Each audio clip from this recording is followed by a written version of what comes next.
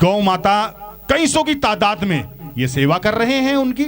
और आज आप देखिए जो राज्य सरकार है, केंद्र सरकारें हैं, मैं उन पे भी प्रश्न लगाना चाहता हूं।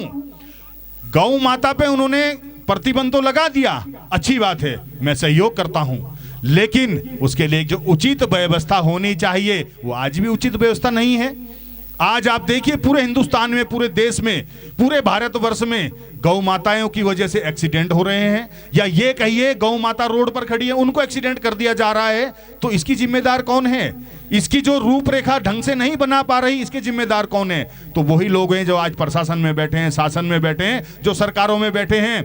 और ऊपर से उन्हीं सरकारों के बीच के लोग, जो मैं कहना चाह रहा हूं आपको, उन्हीं सरकारों के बीच के अधिकारी ऐसे आश्रमों पर उंगलियां उठाते हैं, ऐसे आश्रमों पर छापे मारने आते हैं, ऐसे आश्रमों पर प्रश्न चिन्ह लगाते हैं कि यहां पर गौ माता का सही से देखभाल हो रही है, राशन पानी मिल रहा है या नहीं मिल रहा है। मैं कहना चाहता हूं उन लोगों से, जरूर देखिए, आप आइए, व्यवस्था देखना बहुत अच्छी बात है, लेकिन उन व्यवस्थाओं के लिए आपने क्या किया है, क्या व्यवस्थित कर रखा है आपने? आप सिर्फ और सिर्फ टिक्का टिप्पणी करना जानते हैं, आप और सिर्फ आश्रमों पर उंगली उठाना जानते हैं। पहले ये देखिए कि बाबा जी कैसे इनको पाल रहे हैं, आप ये देखिए महन जी कहां से इनके लिए दिन भर वो कर रहे, कैसे करते हैं, कहां से वो इनके राशन पानी चारे का इंतजाम करते हैं, देखभाल, गोबर, कितना काम होता है। और साथ ही साथ यहां पर जो बच्चे हैं, जिन बच्चों की वो परवरिश कर रहे हैं, तो ऐसे कठिन परिश्रम के बीच रहकर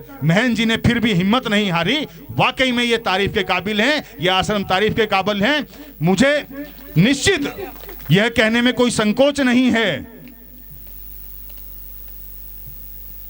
आने वाले समय में यह आश्रम एक अपनी ऐसी पहचान बनाएगा कि हमें पूरे पछवा दून वासियों को उस पर गर्व होगा, क्योंकि निरंतर इस आश्रम को मैं देख रहा हूं। जैसे बोलते हैं पिछले साल हम 19 थे, अगले साल हम 20 हुए, उससे अगले साल हम 21 हुए, निरंतर यह आश्रम आगे बढ़ रहा है। और वो किसी ने खूब कहा है, मैं अकेला ही चला था जानिबे मंजिल, मगर लोग जुड़ते गए, कारवां बनता गया। तो महन जी कल अकेले थे, आज अरविंद जैसे नौजवान यहीं से तैयार हुए हैं। आज अरविंद जैसे, मैं तारीफ करने में बिल्कुल निसंकोच नहीं करूंगा, मैंने लालच देकर देखा इनको, मैंने कहा मैं पॉलिटिकल व्यक्ति हूं, आप बताइए मैं क्या कर सकता हूं। मैं कसम खा के कह रहा हूं, यहां पर एक धार्मिक कार्यक्रम में खड़ा हूं, इस बच्चे ने मुझे कहा आपने सम्मान दिया, इज्जत देते हो, कुछ नहीं चाहिए भाई जी, हमारी इच्छा है पछवा दून से, विधानसभा सहसपुर से ये आप जैसा व्यक्ति नेतृत्व करे और जो सारे धर्मों को लेकर बराबर चलता है। इस बच्चे ने सिर्फ इतनी बात बोली, मेरा दिल पसीज गया। यकीन करना आप, मेरे मन में ख्याल आया कि भाई ये तो उन्हीं की तैयार की हुई फौज है जिनके ऊपर लोग उंगली उठाते थे। कौन? अनुपम जी, शिवोम जी, ये तो उनकी फौज है। मैं गदगद हो गया, यकीन मानिए। और इस बच्चे को मैंने बोला, मेरे लायक कुछ, इसने कहा भाई जी कुछ नहीं चाहिए, बस आश्रम में कभी कभी आते रहना। मैंने इनसे वादा किया है मैं उस आश्रम को कभी नहीं छोड़ूंगा जिस आश्रम से आप जैसे बच्चे तैयार किए जा रहे हैं। मैं आश्रम में कभी आना जाना बंद नहीं करूंगा जिस आश्रम में आप जैसे बच्चों को ईमानदारी की शिक्षा दी जा रही है।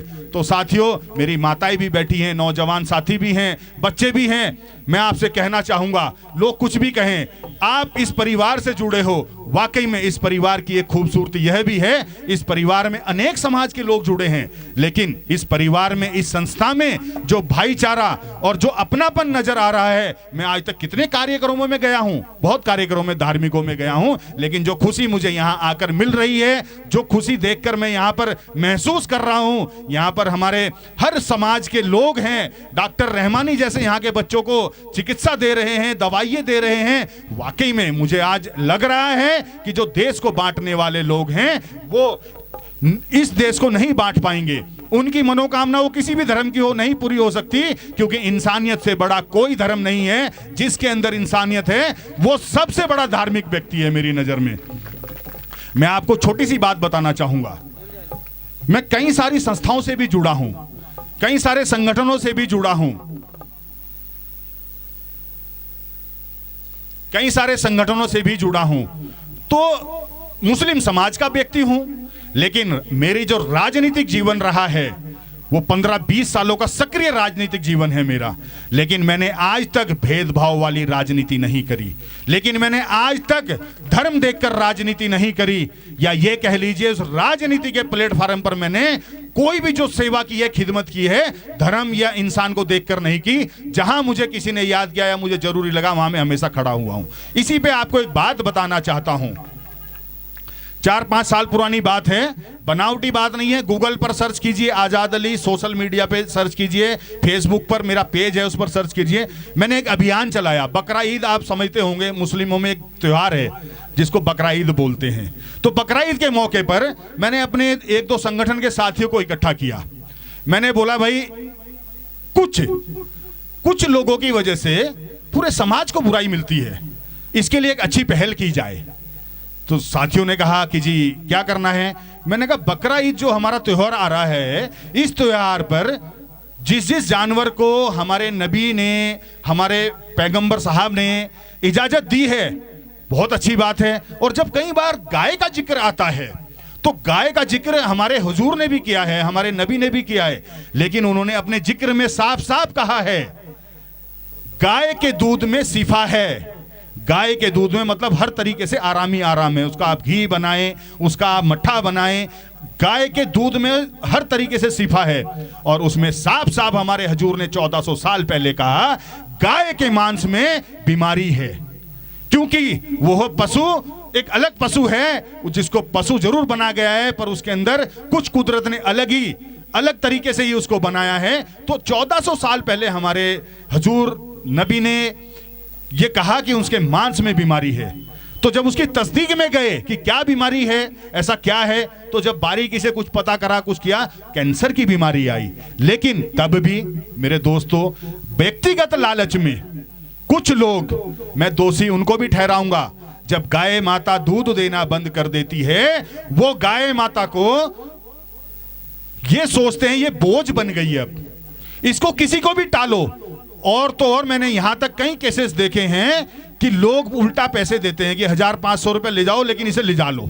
तो ये प्रवृत्ति उनको भी सुधारनी होगी, उन व्यक्ति को भी ध्यान करना होगा। और जो व्यक्ति अपने लालच में इनके साथ अत्याचार करके काटते हैं इनको, मैं उनके लिए तो कहूंगा कि ऐसा कानून बनाया जाए कि उनको सीधे फांसी हो, सीधे फांसी हो, कोई कंप्रोमाइज नहीं है। हमारा समाज, मुस्लिम धर्म, हमारा ईमान, हमारे समाज के जो कुरान है, कोई कहीं नहीं कहता कि गाय की हत्या की जाए, तो मैं उसके लिए कतई कंप्रोमाइज नहीं करूंगा। तो उस पर मैंने एक अभियान चलाया कि भाई इस बकरा ईद को आप 40-50 लड़कों की टीम बनाएंगे, और मैं पूरी दुनिया का ठेका नहीं ले सकता, मैं पूरे उत्तराखंड का नहीं ठेका ले सकता, लेकिन पछवा दून में आप लोगों की जिम्मेदारी है, पुलिस की नहीं, प्रशासन की नहीं, कहीं पर गाय नहीं कटनी चाहिए। तो मेरी बहनों, आप यकीन करना, मेरा खुदा जानता है, मेरा भगवान जानता है, ईश्वर जानता है, मैं सच बोल रहा हूं। यहां धार्मिक कार्यक्रम में हूं, बहुत लोगों ने उंगली उठाई, ये किस तरीके का अभियान है, ये हुए, लेकिन उसका फायदा जो मिला आज लोग याद करते हैं। कम से कम 10-20 लोग ऐसे हैं जिनसे ये काम छुड़ाया हमने और उनको सही रास्ते पे लगाया, और जो नहीं माने हमने खड़े होकर उनको जेल भी जाया, और आगे भी इसको निरंतर हम करते रहेंगे। तो मैं कहना यह चाहता हूं, यहां पर जिस तरीके से गायों की परवरिश हो रही है और जिस तरीके से कुछ लोगों की वजह से, गाय की वजह से एक समाज बदनाम है, उसके लिए मैं आज आपके बीच में वादा करके जाता हूं, यदि मुझे पछवा दून का सहसपुर विधानसभा का नेतृत्व करने का मौका मिला, मैं 70 विधानसभाओं की बात नहीं कर रहा हूं, लेकिन अपनी विधानसभा सहसपुर में एक ऐसा कानून जरूर बनवाऊंगा कि यहां पर गायों के लिए उचित व्यवस्था होगी, और जो भी यहां पर ऐसा गलत कृत्य करेगा गाय के साथ, किसी तरीके का भी हो, वो उसके लिए एक अलग से कानून बनाकर उसको सीधे फांसी की सजा दिलाने का कार्य करूंगा। साथियों, मैं आपका बहुत ज्यादा समय नहीं लूंगा, ये आज बहुत सुंदर कार्यक्रम हो रहा है। बस एक छोटी सी बात करके अपनी वाणी को समाप्त करूंगा। अभी मैंने, आप भी देख रहे होंगे, 2-3 दिन से उत्तर प्रदेश की एक घटना सोशल मीडिया पर खूब दबा के वायरल हो रही है। अब क्या हो रही है मैं आप बताता हूं आपको। एक मंदिर में एक मुस्लिम बच्चा पानी पीने जाता है, देखा होगा कुछ लोगों ने शायद, पानी पीने जाता है तो उसको एक व्यक्ति पूछता है, भाई मंदिर में क्यों गए तुम? तो वो कहता मैं पानी पीने गया। अभी की घटना है, 4-5 दिन पहले। हालांकि वो पकड़ा गया, उसको पुलिस ने जेल भी भेज दिया। तो वो उस बच्चे को बोलता है मंदिर में काहे के लिए गए तुम? तो वो बच्चा कहता है मैं पानी पीने गया। वो उसको कुछ नहीं पूछता, उसको पीटने लग जाता है, बुरी तरीके से पीटता है, और उसकी वो वीडियो वायरल हो जाती है। तो उसको फिर पुलिस गिरफ्तार भी कर लेती है। लेकिन अब देखिए समाज, वो अरविंद भाई की बात फिर याद आती है। ये समाज है, ये बोलेगा कुछ ना कुछ। अब सोशल मीडिया पे लगे हैं राजनीतिक लोग, गैर राजनीतिक लोग, कि भाई आप गुरुद्वारे जाइए, वहां धर्म नहीं पूछा जाता। आज देश को इस तरीके से बांट दिया गया है कि मंदिर में जाओ तो पानी पीने पे पिटाई हो रही है। और आसिफ उस लड़के का नाम था। तो इस तरीके की पोस्टें चल रही हैं कि आसिफ भाई आप मंदिर नहीं, गुरुद्वारे में जाओ, मस्जिद में जाओ, जहां धर्म नहीं पूछा जाता। मैं उन लोगों को कहना चाहूंगा, आज के इस कार्यक्रम के माध्यम से, अपने इस वक्तव्य में मैं कहना चाहूंगा, जो लोग इस तरीके की सोशल मीडिया पर पोस्ट डाल रहे हैं, खबरें चला रहे हैं, वो कान खोलकर सुन ले। किसी समाज में भी 100% खराब इंसान नहीं है, किसी समाज में भी 100% गलत लोग नहीं हैं। अगर एक व्यक्ति ने किसी बच्चे को, अपनी मानसिकता को, अपनी गलत मानसिकता के कारण एक बच्चे की पिटाई कर दी, तो क्या सारे हिंदू भाई खराब हो गए? आप लोगों ने चारों तरफ चला दिया कि भाई मंदिर, आसिफ भाई मंदिर में मत जाना, गुरुद्वारे में जाना, मस्जिद में जाना, वहां धर्म नहीं पूछा जाता। अरे हिंदू धर्म में मैं खुद गवाह हूं इस बात का। यहाँ मानक सिद्ध मंदिर है बगल में, बचपन में हम यहाँ खेला भी करते थे, यहाँ का पानी भी पीते थे। आज भी हमारे बुड्डी गांव में, मुस्लिम गांव है, वहां के बच्चे यहाँ खेलते हैं, पानी पीते हैं। नया गांव पेलियो में मनसा देवी मंदिर है, जहां पर हर साल मेला भरता है। उस मेले में मैं कहूंगा आधे से ज्यादा मुस्लिम लोग सहभागिता करते हैं। वहां दंगल होता है, उस दंगल में वो कुश्ती होती है, जो उस कुश्ती में आधे से ज्यादा पहलवान मुस्लिम सहभागिता करते हैं। तो अगर एक आसिफ बच्चे को किसी हिंदू भाई ने अपनी गलत मानसिकता के कारण पीट दिया, तो मैं कहना चाहूंगा उन सोशल मीडिया पे इस तरह की भ्रामक पोस्ट चलाने वालों से कि एक ऐसे गलत मानसिकता के हिंदू भाई की वजह से सारे मंदिरों को या सारे हिंदू भाइयों को ऐसे ठहराना सरासर गलत है। मैं कहना चाहूंगा प्रशासन भी इस पर कार्यवाही करे, क्योंकि बांटने का काम कहीं ना कहीं इन्हीं तरीके से चलता है और हमें यही रास्ते बंद करने हैं। तो मैं यही कहना चाहूंगा। इसी तरीके से कई लोगों ने बोला भाई आश्रमों की बड़ी बड़ी घटनाएं आती हैं। अरे भाई ठीक है, अभी मैंने बोला हो जाती है कहीं पे गड़बड़ी भी, लेकिन पांचों उंगली बराबर नहीं होती। तो इसी तरीके से हमारा जो हरिओम आश्रम है, इस पर जितनी बार भी उंगली उठी है, हमने देखा, अखबारों में पढ़ा, टीवी पर देखा, उतनी बार ये और मजबूती से खड़े होकर आगे बढ़े हैं। क्योंकि इनकी जितनी भी जांच हुई, जितनी बार भी हुई, उस हर जांच में ये बिल्कुल पवित्र होकर निकले हैं और हर बार आगे बढ़े हैं। इन्हीं शुभकामनाओं के साथ मैं महंत अनुपम जी का, महंत शिवम जी का, बहन जी बैठी हैं महंत, इनका, और आज के इस कार्यक्रम में आए डॉक्टर रहमानी जी का, और खास तौर पर इस कार्यक्रम में आने के लिए जो कुछ बातें हुई अरविंद रावत जी से, वाकई में उससे प्रेरित होकर इस आश्रम से मन से जुड़ना चाहता हूं। खास तौर पर अरविंद जी का, और मेरे साथ आए सरदार जसबीर राणा जी का, रोहित अग्रवाल जी का, मनीष रावत जी का, इस परिवार से जुड़ी समस्त माताओं बहनों का, युवा साथियों का, और इस आश्रम में परवरिश ले रहे इन नन्हे मुन्ने बच्चों का मैं पुनः दिल की गहराइयों से बहुत बहुत धन्यवाद करता हूं और इन बच्चों के उज्जवल भविष्य की कामना करता हूं। अंत में मैं महंत अनुपम जी से, शिवम साहब से, जिसे एक निवेदन करना चाह रहा हूं।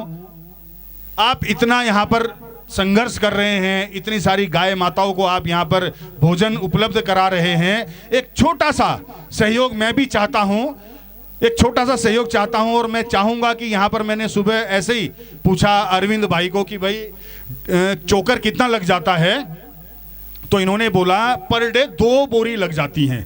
तो मेरी माताओं, मेरी बहनों, मेरे दोस्तों, मेरे साथियों, ये धर्म कर्म के जो काम होते हैं ना, चाहे कहीं गुरुद्वारा बन रहा हो, चाहे कहीं मस्जिद बन रही हो, चाहे कहीं मंदिर बन रहा हो, और चाहे कहीं आश्रम की बात हो, ये किसी एक व्यक्ति से नहीं चलते।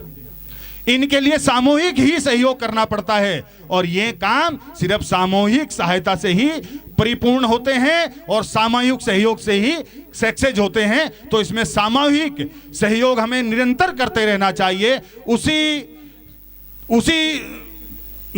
सोच के साथ मैं जिस तरीके से अरविंद जी ने बोला 2 बोरी चोकर रोज लग जाता है, तो मुझे बड़ा आश्चर्य हुआ 60 बोरी चोकर पर महीने लग रहा है। तो इसके लिए आप सभी वाकई में बधाई के बहुत बहुत पात्र हैं कि वाकई में आप लोग जुड़े हैं और आप लोगों की और आप जैसे साथियों की वजह से ये संभव है। नहीं तो महंत जी या कोई भी आश्रम चलाने वाला व्यक्ति कहीं का भी कितना भी बड़ा व्यक्ति हो, लगातार इतना कुछ अपने पास से नहीं कर सकता। ये सामूहिक सहयोग से ही संभव है। तो इसी के लिए मैं महंत जी से निवेदन करता हूं कि छोटा सा मेरा सहयोग, हर साल के हर 3 माह में मैं 10 बोरी चोकर देना चाहता हूं। आप स्वीकार करें तो मैं वाकई में समझूंगा कि ईश्वर ने मेरा यहां आना सफल कर लिया। बहुत धन्यवाद। ये आपकी सोच है, ये आपकी सोच है। आपकी इस बड़ी सोच के लिए और बड़े दिल के लिए मैं एक बार आपको और बहुत बहुत धन्यवाद करता हूं। और मैं ऊपर वाले से, ईश्वर से यही प्रार्थना करता हूं, यह आश्रम फले फूले, यहाँ के बच्चे अधिकारी बने, यहाँ के बच्चे डॉक्टर बने, यहाँ के बच्चे एक अरविंद भाई जैसे एक क्रांतिकारी, इनकी सोच जो है क्रांतिकारी पत्रकार टाइप बनने की है, ऐसे समाज सुधारक बने। और यहाँ की गौ माताओं, यहाँ के आश्रम में गौ माताओं को बहुत भरपूर भोजन हमेशा उपलब्ध होता रहे। इन्हीं शुभकामनाओं के साथ यहाँ पर सभी का आए हुए साथियों का, महंत जी का, आयोजकों का मैं पुनः दिल की गहराइयों से बहुत बहुत स्वागत करता हूँ, बहुत बहुत धन्यवाद करता हूँ। जय हिंद, जय भारत, जय उत्तराखंड।